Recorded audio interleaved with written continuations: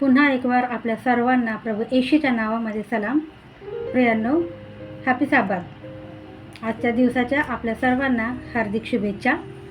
यावेळेस आजच्या म्हणण्याकरता आपण वचन पाहणार आहोत. ते आहे योहान याचा 3रा अध्याय आणि 27 वचन. योहानाने उत्तर दिले, मनुष्याला स्वर्गातून दिल्या वाचून काहीच मिळू शकत नाही. मनुष्याला स्वर्गातून दिल्याशिवाय काहीच मिळू शकत नाही.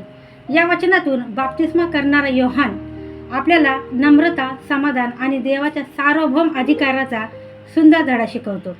सर्व आशीर्वाद प्रियांनो देवाकडून येतात. आपले जीवन, आरोग्य, बुद्धी, संधी, सेवा आणि मिळालेला प्रत्येक चांगले वरदान हे शेवटी देवाकडूनच येते.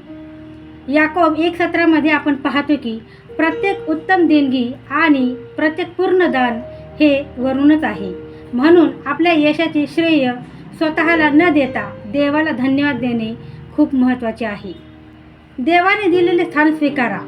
योहानाच्या शिष्यांना चिंता वाटत होती की येशूकडे लोक अधिक जात आहेत, परंतु योहानाने मत्सर केला नाही.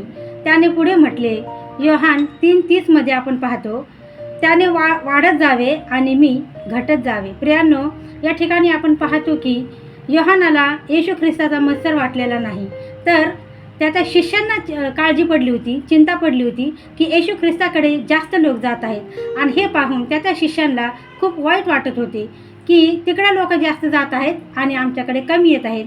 ही चिंता त्यांना सतावत होती. परंतु प्रियांनो, आपण वचनात पाहिलेले आहे की योहान म्हणतो की प्रभूने वाढत जावे आणि मी घटत जावे. पुढे आपण पाहतो की किती सुंदर नम्रता या ठिकाणी आपल्याला योहानाची पाहायला मिळालेली आहे. योहानाला समजले की लोकांनी माझ्याकडे नव्हे तर ख्रिस्ताकडे यावे, हीच माझ्या सेवा कार्याची खरी उद्दिष्ट आहे.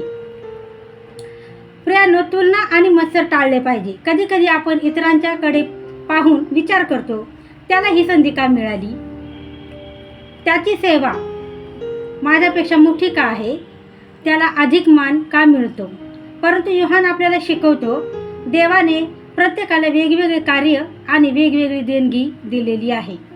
1 कोरिंथीकर 12 आणि 18 वचनामध्ये आपण पाहतो की देवाने आपल्या इच्छेप्रमाणे प्रत्येक अवयव शरीरात ठेवलेला आहे.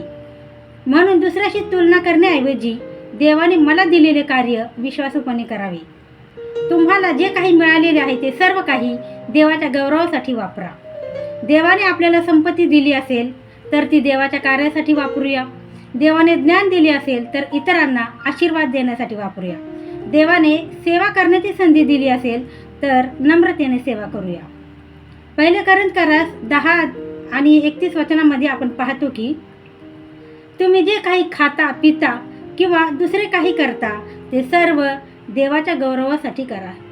परमेश्वराने आज आपल्याला जे काही आत्मिक धडा शिकवलेला आहे तो आहे योहान 3:27 आपल्याला 3 गोष्टी शिकवते.